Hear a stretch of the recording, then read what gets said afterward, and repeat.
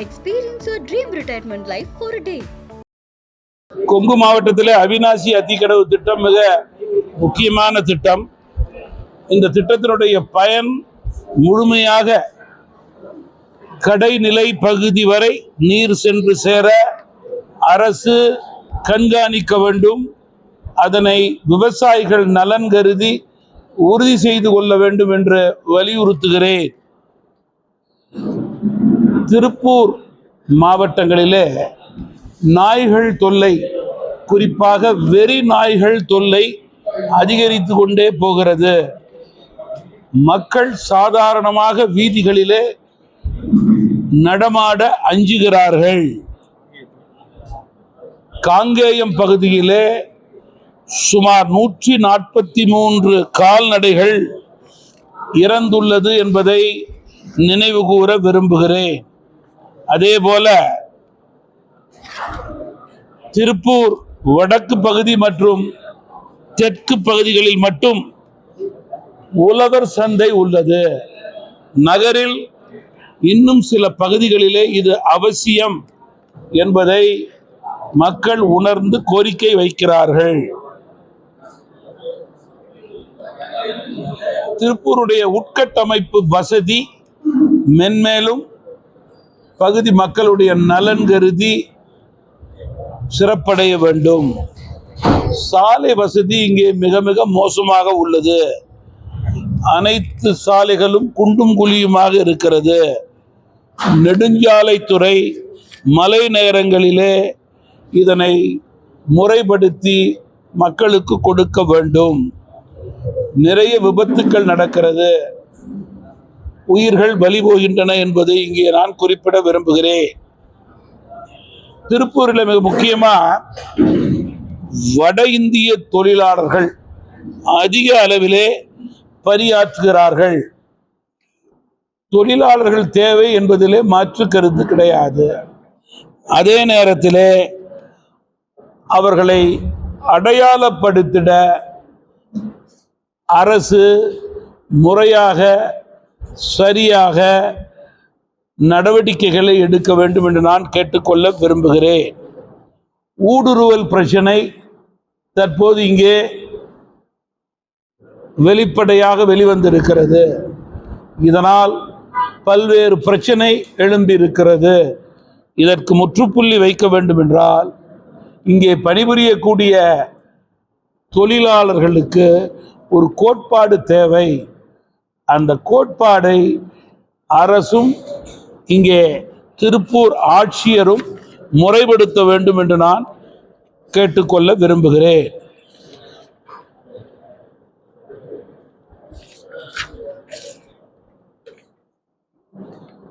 பெருந்துறை சிப்காட் தொழிற்சாலையிலிருந்து வெளியேறும் கழிவு நீரால் சுற்றுப்புற கிராமங்களிலே நீர் ஆதாரங்கள் மற்றும் 477 ஏக்கர் பாலதொழுவு குளம் வரை பாதிக்கப்பட்டுள்ளது.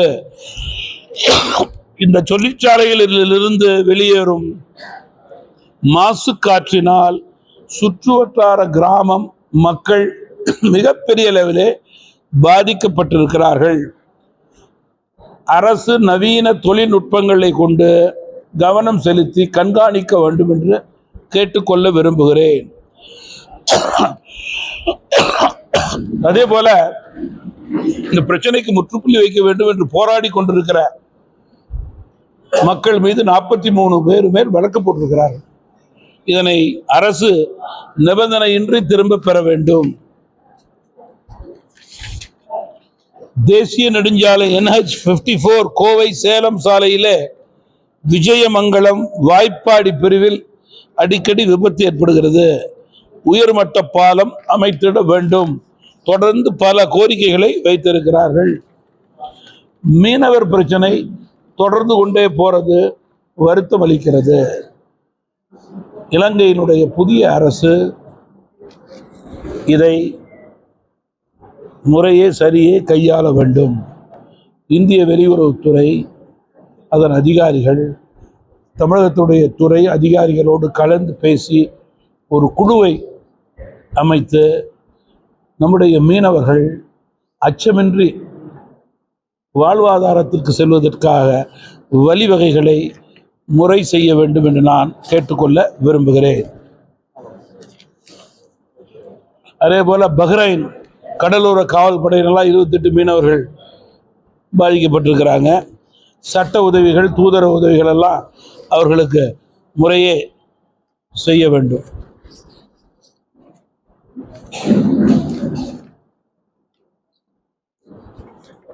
நீங்கள் எதை கேட்டால் நான் சொல்கிறேன். ஆனால் ஆட்சியாளர்களுடைய செயல்பாட்டில் மாற்றம் ஒருபோதும் இருக்காது என்பதுதான் மக்கள் நினைக்கிறார்கள். காரணம், இந்த அரசு குறிப்பாக கொடுத்த வாக்குறுதியை நிறைவேற்றாத அரசு, சட்டம் ஒழுங்கை பற்றி கவலைப்படாத அரசாக செயல்படுகிறது. தினந்தோறும் கொலை, கொள்ளை, திருட்டு, செயின் பறிப்பு நடந்து கொண்டே இருக்கிறது. டாஸ்மாக் கடைகளை மூடுவதை பற்றி கவலைப்படாத அரசு, படிப்படியாக மூட வேண்டும் என்று நினைக்கக்கூட இல்லை. போதைப் பொருட்கள் நடமாட்டம் அதிகரித்து கொண்டே போகிறது. இன்னும் சொல்ல போனால் மக்கள் மீது சுமையை ஏற்றுகிற அரசாக இந்த அரசு செயல்படுகிறது. நேற்று கூட சென்னை மாநகராட்சிக்கு 6% வரி விதித்திருக்கிறார்கள். எனவே ஆட்சியாளர்களிடம் அமைச்சரவை மாற்றம் இருந்தாலும் இவர்கள் செயல்பாட்டிலே மாற்றம் இருக்காது என்று திடமாக மக்கள் நம்புகிறார்கள்.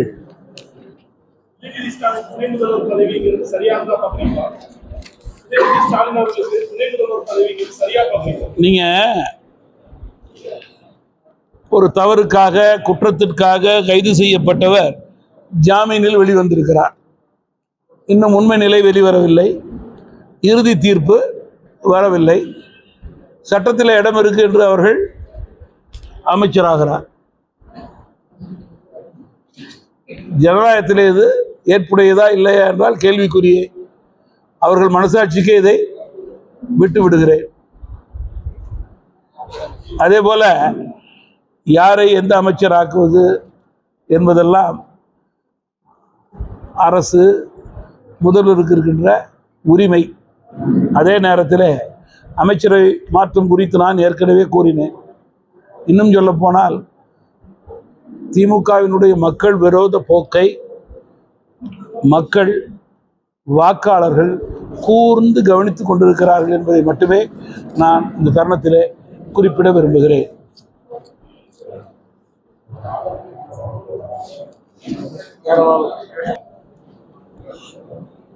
குற்றப்பத்திரிகையை தமிழகம்தான் நீதிமன்றங்கள் மீது, காவல்துறையின் மீது விசாரிக்கிறது. அடுத்த மாநிலத்திற்கு மாற்ற வேண்டும் என்ற கோரிக்கை நிறைய வந்திருக்கிறது என்பதை நான் அரசிடம் சுட்டிக்காட்ட விரும்புகிறேன். வழக்கமே, அதில் மாற்று கருத்து கிடையாது. மதுவிலக்கு மாநாடு அர்த்தத்தை மக்களால் புரிந்து கொள்ள முடியவில்லை. காரணம், அரசு மதுக்கடைகளை மூடக்கூடிய உரிமை இருக்கிறது. அந்த கடமையை அவர்கள் சரிவர செய்யவில்லை. மாநாடு நடத்தும் கட்சி கூட்டணியிலே இருக்கிறது. எனவே மாநாட்டினுடைய நோக்கத்தை மக்களால் உண்மையிலேயே புரிந்து கொள்ள முடியவில்லை. மிக முக்கியம். அதே நேரத்தில் வெளிமாநில தொழிலாளர்களுடைய வாழ்வாதாரம் மிக அவசியம், முக்கியம். காரணம், திருப்பூர் தொழில் வளர்ச்சிக்கு அவர்கள் பெரும் பங்கு வகிக்கிறார்கள். அவருடைய கடின உழைப்பு பாராட்டுக்குரியது. எனவே ஊடுருவல் இல்லாமல் தவறானவர்கள் இங்கே பணிபுரியக்கூடிய வாய்ப்பு ஏற்படுத்தாமல் அரசு, அத்துறையை சார்ந்தவர்கள், அதே போல இங்கே இருக்கின்ற ஆட்சியர் அதை முறைப்படுத்த வேண்டும், சரிபடுத்த வேண்டும். அதற்கு ஒரு கோட்பாடு, கைட்லைன்ஸ் கொடுக்க வேண்டும் என்று கேட்டுக்கொள்ள விரும்புகிறேன்.